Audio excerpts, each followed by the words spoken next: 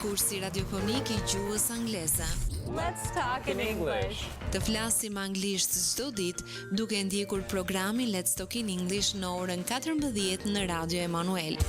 Thanks for taking the time to learn English here with us. I know learning a new language can be hard work, but we believe in you.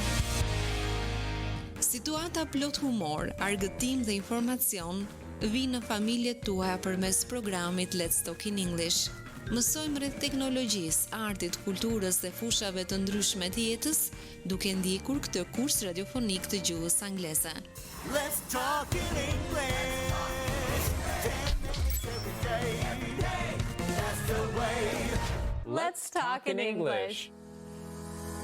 Rikthehemi në studio me njërin pas hapësirës së parë muzikore që ka startuar programi në ditën e sotme dhe në këto momente na është bashkuar I ftuari për sot, unë kam prezantuar shkurtimisht pak më herët, Vaso Breshtulla, një mik I Radio Emanuel I programit Muzik Plus ndër vitet tashmë, pastori I kishës Bethel këtu në Korçë dhe gjithashtu është shumë I talentuar edhe në muzikë. Vaso, përshëndetje, kënaqësi të jemi së bashku sot. Faleminderit shumë për ftesën, është shumë kënaqësi që të jemi së bashku. Më vjen mirë, ka qenë një periudhë gjatë që nuk kemi pasur mundësi për të zhvilluar bashkë një bisedë, prandaj përpara se të ndalemi edhe tek tema e ditës së sotme, jemi fokusuar totalisht tek Pashka. Më trego pak se cilat kanë qenë angazhimet e tua më të fundit, kemi diçka të re në muzikë që ti ke sjellë së fundmi? Si ka qenë kjo kohë për ty? Faleminderit për këtë pyetje, se është shumë e rëndësishme, sidomos kohët e fundit. Jam angazhuar kryesisht me gjërat e kishës. Ajo më merr një pjesë të madhe të kohës që ja jap me qef, familja gjithashtu, është një pjesë shumë e rëndësishme. Po gjithashtu jam marrë edhe me pjesën e shëndetit, me pjesën e dua të ca kile, dua që të Më vjen mirë që dëgjoj këtë, sepse kur e them me pjesën e shëndetit, mendova mos ndonjë shqetësim. Ose pse ne përkushtohemi shpesh në çështjen e shërbesës, jep të tjerëve, po tek vetja jote shpesh herë shikon që mbetesh mangut, edhe këtë kohë kam kuptuar shumë qartë këtë pjesë. Duhet jesh vetë I mbushur në të gjitha aspektet dhe shpirtërisht në mënyrë që të kesh mundësi për të ndarë me të tjerët. Shumë e vërtet. Më trego pak në lidhje me muzikën. Është një ndër talente dhe dhuntit që Perëndia ka pajisur më së miri. Çfarë je duke punuar momentalisht? Ke ndoshta një projekt? Po, shiko, Perëndia më ka bekuar me këtë talent, siç the edhe ti, edhe nuk mund ta shmang dot, është pjesë e imja. Kohët e fundit Zoti më ka dhënë një këngë që është shumë e bukur për mua, e kam ndarë me disa miq edhe gjithashtu atyre ju ka pëlqyer. Me pjesën e muzikës gjithashtu jam përkushtuar me grupin e adhurimit që kemi në kishë. Lavdi Zotit, kemi ecur shumë, mua më pëlqen shumë mënyra se si po rritemi së bashku në adhurim në të dyja fushat, edhe në çështjen teknike, po edhe në atë frymërore. Një në muaj po mundohemi që të sjellim një formë tjetër të adhurimit, më tepër në këtë pjesën shqiptare, korçare, duam të sjellim adhurimin të paktën një në muaj në kishën tonë.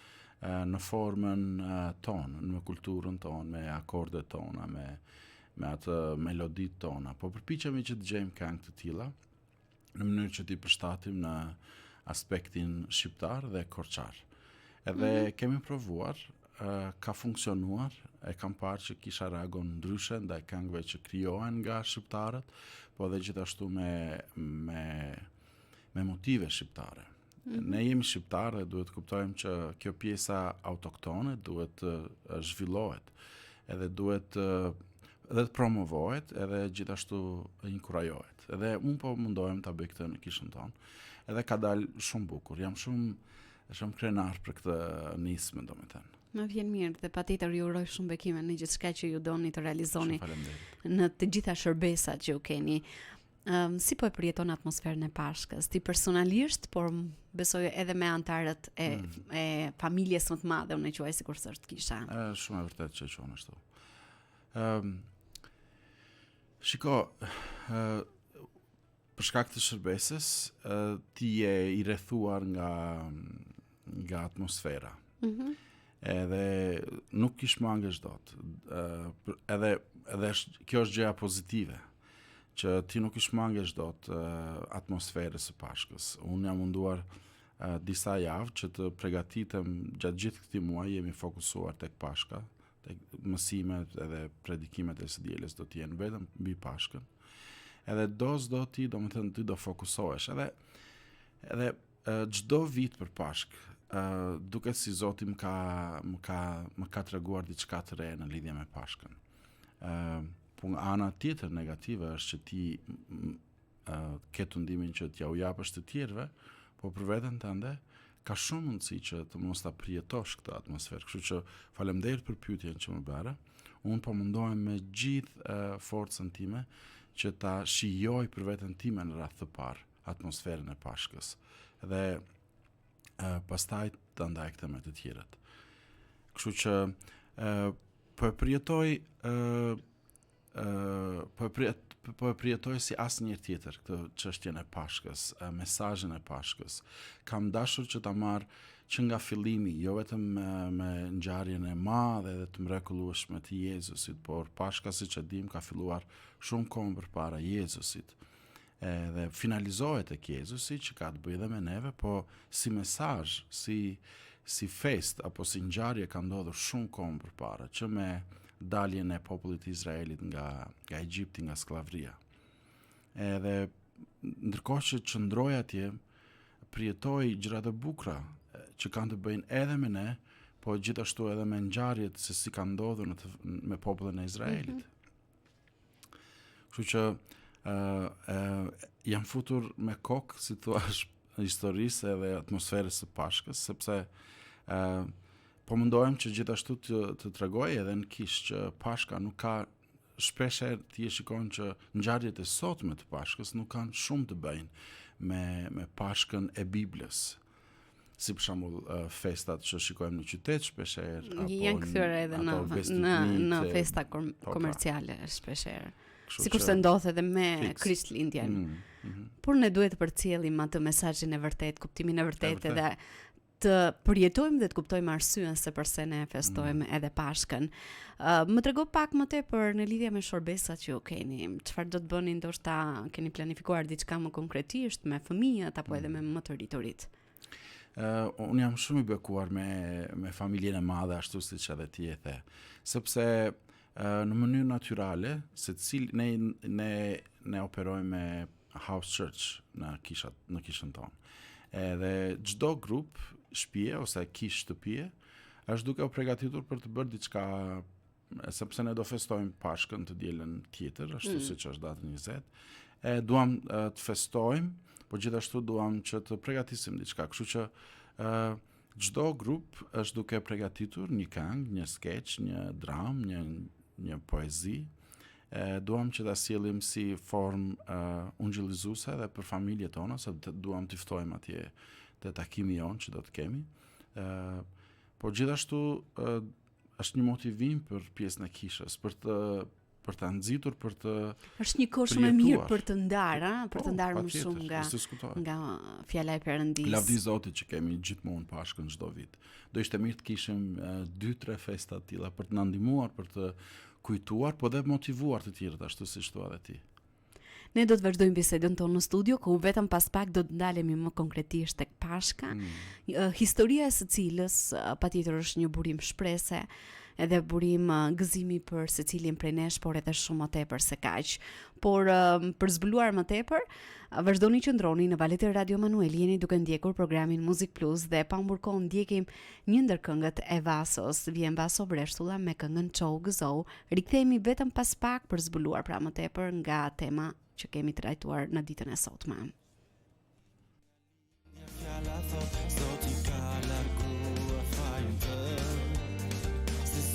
Haruar të keqen që ke bër, ndaj Çou Gëzou mos i në vend.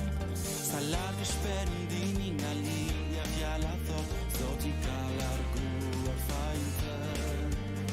Se Zoti ka haruar të keqen që ke bër, ndaj Çou Gëzou mos i në vend. Çou Gëzou mos i në vend.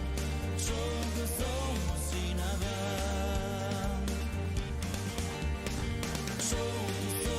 Zoti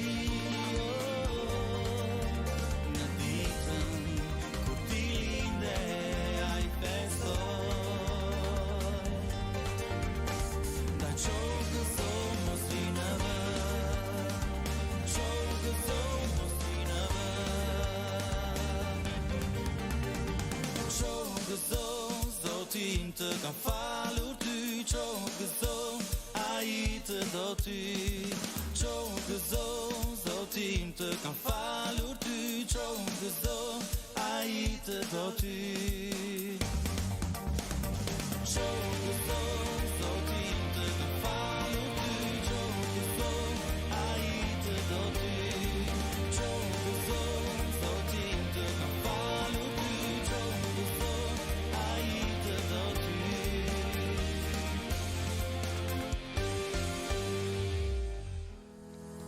Rikthehemi sërish në studio, vazhdojmë bisedën në ditën e sotme me Vason për të ndalur pa humbur kohë tek historia e Pashkës, e përmenda edhe më herët. Përse kjo histori, Vaso, është burim gëzimi dhe shprese për secilin prej nesh? Është pyetje interesante, sepse përkon me atë që unë kam ndarë të dielën e kaluar. Ne mund të marrim shpresë edhe kemi gëzim, sidomos në sezonin e Pashkës, sepse duke filluar nga fillimi i historisë së Pashkës, Zoti pa vuajtjet e popullit të tij, edhe vendosi ta çlironte. Ai tha Mojsiut, unë kam dëgjuar vuajtjen, unë kam parë dhimbjen e tyre. Unë marr shpresë nga kjo ngjarje, nga ky fakt, kur unë kaloj vështirësi, edhe çdo person që është duke na dëgjuar në këto momente, po është duke kaluar vështirësi, ky sezon duhet na jap shpresë, sepse na tregon që Zoti i shikon vuajtjen tonë. Zoti shikon zhgënjimin tënd, Zoti shikon atë që ti je duke kaluar. Mbase njerëzit nuk e shikojnë. Mbase ne si njerëz, sepse jo mbase, po ne jemi të kufizuar. Ne nuk mund të shohim ashtu si Zoti shef. Mirë, po kemi një lajm të mirë. Këtë sezon Zoti i tha Mojsiut, unë e kam parë dhe kam vendosur ta çliroj popullin tim. Dhe kjo është një shpresë për gjithë njerëzimin, pa dallim. Zoti thot, unë të shikoj ty, ti nuk je larg meje, ti nuk je i harruar ndaj meje, por unë të shikoj ty. Edhe kjo mu jep mua shpresë, kjo mu jep mua forcë, dhe kjo mu mbush mua me gëzim, sepse duke ditur faktin, Bibla thot që ai e shikon dhimbjen time. Tek Eksodi 3, biseda e Mojsiut me Perëndin thot, unë e kam parë dhimbjen tënde. Unë e kam parë dhimbjen e popullit tim dhe dua ta çliroj, dua ta bekoj. Zoti ka vendosur që në atë kohë që të bekoj popullin e tij. Kjo është sezoni Pashkës. Kjo është gjë e bukur që filloi me Mojsiun dhe përfundoi me Jezusin. Zoti tha, për shkak sepse unë e kam parë vuajtjen, unë shikoj që njeriu nuk mund të shpëtoj dot veten e vet, dhe do të shkoj vet për ta çliruar. Do të shkoj vet për të marrë kryqin dhe për të paguar për gjithë njerëzimin, edhe për mua dhe për ty. Prandaj kjo është ajo që na bën ne të gëzohemi, kjo na mbush me shpresë. Prandaj në qoftë se Pashka ka një emër, do thoja është festa e gëzimit, është festa e shpresës. Njerëzit duhet të kuptojnë që Pashka nuk ka shumë të bëjë me ngjarjet rituale që shpesh e ne bëjmë. Edhe ndoshta edhe ndonjëherë edhe brenda kishës ka ngjarje rituale, por nuk është ky thelbi. Thelbi është i kësaj feste është që Zoti na donte, na deshi dhe dha veten e tij. Gjithçka për shkak të dashurisë. Amen. Por si na frymëzon vdekja dhe patjetër ringjallja e Krishtit në jetën tonë të përditshme? Mbrëm isha duke pa një video në internet në lidhje me dashurinë e Jezusit që shfaqi në kryq. Dhe përpara sa ai të shkonte në kryq, Pilati vendosi edhe një burr tjetër që quhej Baraba. Edhe te kjo video po dëgjoja që mbase Baraba besoi që Pilati e bëri të lirë. Por në fakt nuk ishte Pilati që e bëri të lirë Barabën, por dashuria e Zotit e bëri të lirë Barabën. Edhe fakti që Jezus Krishti shkoi në kryq për secilin nga ne, për gjithë botën. Kjo është fantastike të mendosh që dashuria e Jezusit shkon aq thellë dhe aq bukur sa nuk merr parasysh asnjë gjë që ne kemi bërë. Ndoshta në këto momente ka disa njerëz që thonë jo, ç'ne unë, ç'ne për mua. fakt dashuria e Jezusit është shprehur tek vdekja dhe ringjallja e tij. Edhe kjo të frymëzon, kjo të ndihmon të shikosh ndryshe ditën, kjo të ndihmon nëse do fokusohemi sadopak te kjo që sapo the, vdekja dhe ringjallja e Jezusit. Ky është kuptimi i Pashkës. Sepse me vdekjen dhe me ringjalljen e tij ne marrim shpresë, ne frymëzohemi, ne jemi ndryshe. Apo jo? Është shumë e vërtetë, edhe teksa ishe duke e folur, besoj që mund të jetë një moment shumë i mirë për secilin prej nesh, edhe është kjo periudha, jo vetëm në atë ditë të Pashkës, që ne festojmë në kishë apo edhe me familjarët tanë, por gjatë gjithë kësaj kohe mund të jetë kjo një kohë shumë e mirë reflektimi, edhe për të parë më konkretisht se ku ne jemi në marrëdhënie me Perëndin, kur secili prej nesh në këtë marrëdhënie.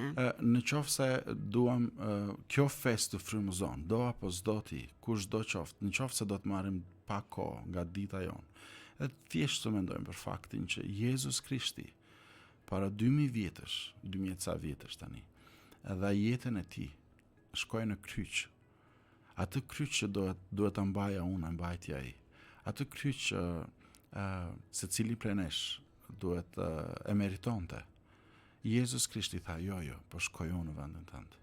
Po shkoj unë për ty, po shkoj unë për ata që janë duke na dëgjuar në këtë moment edhe ata që do na dëgjojnë apo do na shikojnë mbas. Jezus Krishti vdiq për ne dhe na bëri ne të lirë. E tha, unë nuk do asnjë gjë në këmbim. Shko dhe shijoje jetën tënde.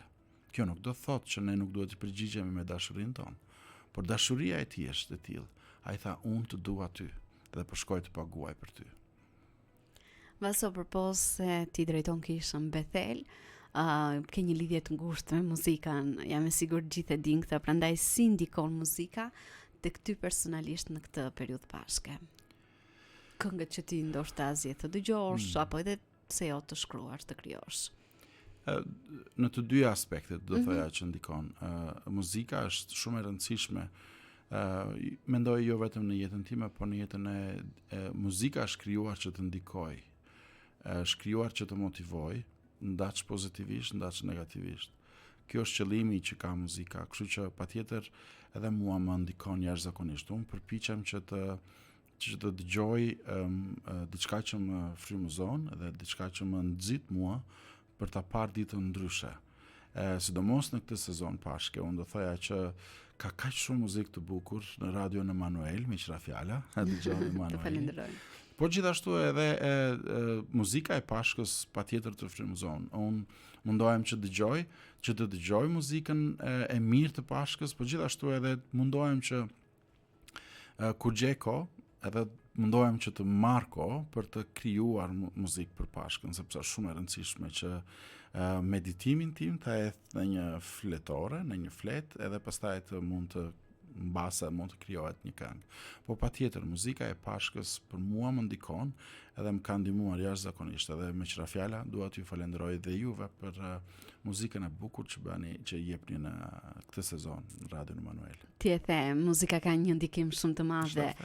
Patjetër, sidomos ajo që radio transmeton nëpërmjet muzikës, por edhe nëpërmjet programit Muzik Plus, mund të them që është kryefjala e gjithçkaje, sepse ti më së miri e di rolin dhe ndikimin që ka muzika tek secili prej nesh, tek gjithë ata persona që kanë mundësi për të dëgjuar frekuencat tona, por edhe kudo tjetër për të dëgjuar muzikë nëpërmjet YouTube-it apo edhe gjitha alternativave të tjera. Ne do të vazhdojmë bisedën në studio për të folur edhe më tepër se si ne mund të presim dhe të shpresojmë Zotin. Mbi gjitha kur bëhet fjalë për të ardhmen ton, por në këtë moment shkëputemi për të ndjekur një tjetër hapësirë muzikore, vjen kënga Dashuria e Perëndis. Rikthehemi vetëm pas pak me Vaso në studio. Dashuria e Perëndis, asnjëherë nuk ka kufi, është e derdhur tek çdo njeri. Kjo e madhe dashuri dhënë përmes Spiritit të Tij, për të na çuar në liri. Vetëm zemra po të hap, dashuria e Tij do të vi dhe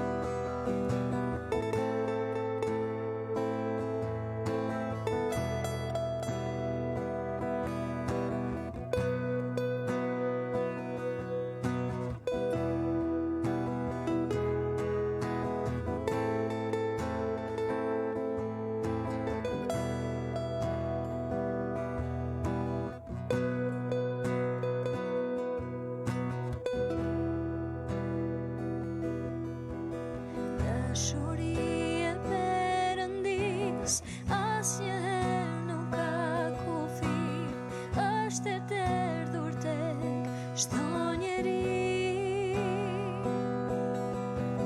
Kjo e madhe dashuri dhënë përmes birit të tij, për të na çuar në liri. Vetëm zemrën po të hap, dashuri e tij do të vi, dhe shpejt jeta ime do jetë e tij. Dorën oti zgjasa ti, ai më merr me dëmshuri, dashuri e tij nuk ka kufi.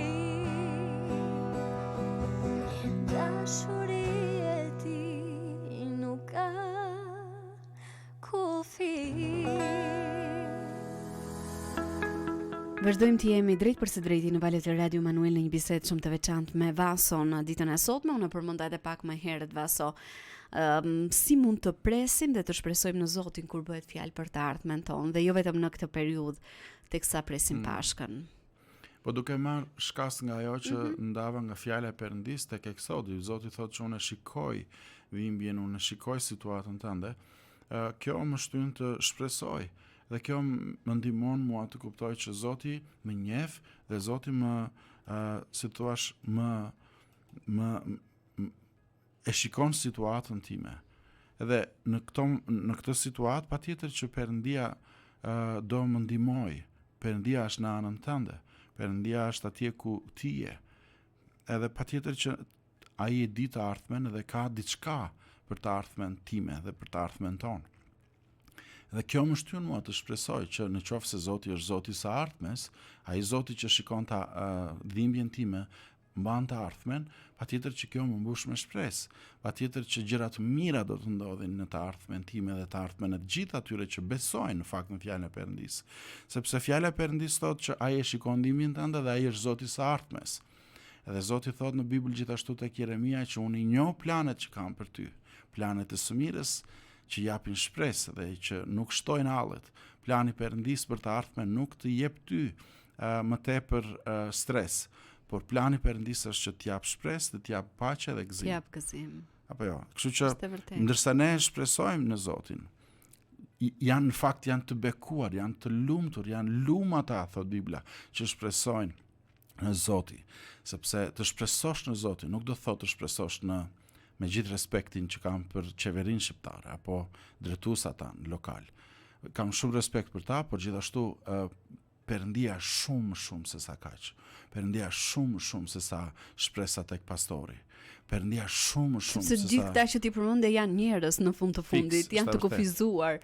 Me gjithë dëshirën e mirë që kanë janë të kufizuar. Atë shpresën, besimin, vetëm për momentin, është e kufizuar. Është vërtet. Mos harrojmë që shpresa dhe gjithçka gëzimi që ne kemi tek Perëndia është i përjetshëm. Po shiko, si njerëz ne jemi të predispozuar që të shpresojmë në natyrën tonë njerëzore më tepër, e kemi më të lehtë të shpresojmë tek me gjithë respektin për doktorin se sa tek Perëndia, me gjithë respektin për ilaçet, më tepër ti shpreson tek ilaçet se sa tek Perëndia. Më tepër ti beson tek një mik se sa tek Perëndia. Por fjala e Perëndis sot janë të lum ata që shpresojnë tek Zoti. Shpresa e tyre është Zoti dhe jo njeriu, dhe gjithçka që na rrethon. Unë do doja të inkrojoja një vëlla apo një motër apo dikë që është duke na dëgjuar në këto momente që nëse ti je duke menduar për të ardhmen tënde, idhi syt tek Zoti. Unë mundohem me gjithë zemër që në jetën time të mund ta bëj këtë, megjithëse e gjej veten shpesh herë që shpresën ndonjëherë shikoj tek gjërat që më rrethojnë, por kur shikoj fjalën e Perëndis, kjo më ndihmon që të heq fokusin tim nga njerëzit, nga rrethanat dhe më ndihmon që të hedh sytë mi tek Perëndia. Edhe meqense e përmendë këtë, sa e rëndësishme është që ne të qëndrojmë gjithmonë në marrëdhënie të vazhdueshme me Perëndin nëpërmjet lutjes, nëpërmjet leximit fjalës.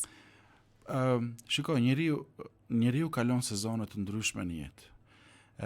Edhe jo gjithmonë është kollaj të kalosh kohë me Perëndin. Po e them këtë për të mos zbehur atë mundësinë ose nevojën që ne kemi për të vajtur tek Zoti, por gjithashtu unë kam parë jetën time. Unë nuk është që kam qenë gjithkohës si thuash e kam pasur të lehtë kaloj kohë me Zotin, por duke ndenjur me dika që ka marrëdhënie të mirë me Zotin, kjo më ka motivuar.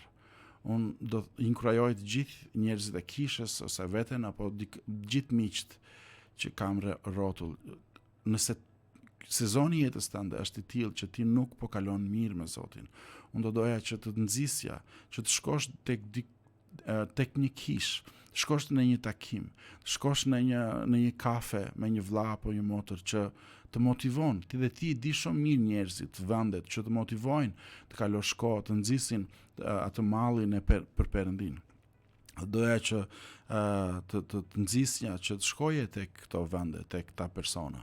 Sepse jo gjithmonë është kollaj të kalosh kohë me Zotin. Dhe unë nuk e di për të tjerët, por nga natyra ime njerëzore, nuk e kam kollaj të kaloj kohë me Zotin. Por është ajo vendosja, ti vendos të kalosh kohë me Zotin. Edhe si thuash, jo gjithmonë është romancë, më kupton çfarë jam duke thënë? Jo gjithmonë është e lehtë, por aman duke ndenjur në korrent me një vlla, duke dëgjuar Radion Emanuel, apo duke shkuar në një kish, apo duke marr pjesë në një ku dëgjon, kafe me një vlla apo një motër, ajo do të motivoj. Ky takim do të nxis. Kështu që patjetër që është e nevojshme të kalojmë kohë me Perëndin, është e nevojshme ta bëjmë prioritet kohën me Zotin. Shpeshherë, le të jemi me këmbë në tokë. Shpeshherë unë e gjej veten time që prioriteti i ditës time nuk është koha me Zotin.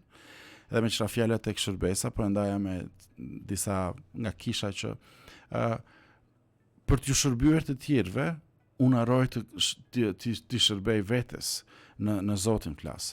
Edhe kjo është një nga gjërat që është sfidë për mua. Duhet të mbushem mirë për vete dhe pastaj të mund të ju jap të tjerëve, sepse ashtu siç thënë edhe ti më përpara, nëse ti zmbushesh për vete, si mund t'ju japësh të tjerëve. Si mund të ndash me të tjerë, e vërtet. Kështu që koha me Zotin është shumë e rëndësishme, por jo gjithmonë është e lehtë. Dhe duke qenë se po mbrim në minutat e fundit të bisedës sonë në studio, cili do të ishte urimi, por edhe një mesazh që ti ke për të gjithë ata që janë duke na ndjekur, duke qenë se jemi shumë pranë Pashkës? Ajo që doja të thoja në lidhje me urimin është që Zoti e pa dhimbjen dhe vendosi të na çlironte ne me anë të Jezus Krishtit. Unë uroj dhe shpresoj që ti kem folur dikujt që dikush mund ta ketë kuptuar këtë që thash. Këtë bisedë që ne bëm së bashku. Do doja shumë që urimi im të mund të ndikonte dhe të mund të bekonte dika. Do doja shumë që urimi im të mund të t'i fliste dikujt në lidhje me të vërtetën e Pashkës. Dhe aty jashtë ka shumë njerëz që ka nevojë ta dëgjojnë këtë urim që Zoti të do ty në gjendjen ku ti je, pavarësisht çfarë ka ndodhur ty. Kjo Pashkë do doja shumë që të nxiste ty, të mund të kuptoje të vërtetën. Zoti nuk të ka harruar, por zgjodhi të vinte si njeri këtu në tokë, të merrte mëkatin tënd, dhe ti sot mund të besosh tek Jezus Krishti dhe mund të shkosh të përjetosh bekimet e tij me anë të Jezusit. Unë uroj që kjo Pashkë të mund të bekoj kishën, të mund të nxjisë kishën për të kaluar kohë me Zotin ashtu siç folëm së bashku, sepse siç tham nuk është e lehtë. Dhe unë uroj që në këtë Pashkë sa më shumë njerëz të bekohen dhe të mund të shpëtohen dhe të mund që kisha mbi të gjitha të jetë drita për të përcjell mesazhin e vërtet të Pashkës, sepse nëse kisha nuk e bën, askush nuk do ta bëj. Vasot falenderoj vërtet shumë për gjithçka që ndave në ditën e sotme, të uroj shumë bekime në gjithçka që ti dëshiron të përcjellësh për anëtarët e kishës tënde, për gjithë njerëzit që mund të dëgjojnë përmes muzikës. Je gjithmonë i mirëpritur në Radio Emanuel, në programin Muzik Plus, pse jo në një moment tjetër për të folur edhe për këngët e tua të reja edhe për t'i prezantuar për gjithë dëgjuesit tanë. Unë ju falenderoj juve. Faleminderit shumë për kohën, faleminderit për mundësinë. Po faleminderit gjithashtu që jeni edhe punoni dhe na bekoni neve çdo ditë me radion. Faleminderit shumë. Faleminderit edhe ty, të uroj një ditë mbar në vazhdim. Ne këtu përfundojmë bisedën tonë në studio. Vazhdoni qëndroni në valët e Radio Manuel për gjatë programit Muzik Plus dhe në minutat në vijim për të ndalur së bashku tek të tjera tema dhe për të prezantuar projektet më të fundit muzikore nga artistë apo edhe grupet muzikës së krishterë, por në këto momente ju ftoj të ndiqni këngën Për ulem nga Kisha Ungjillore Libonik Maliq.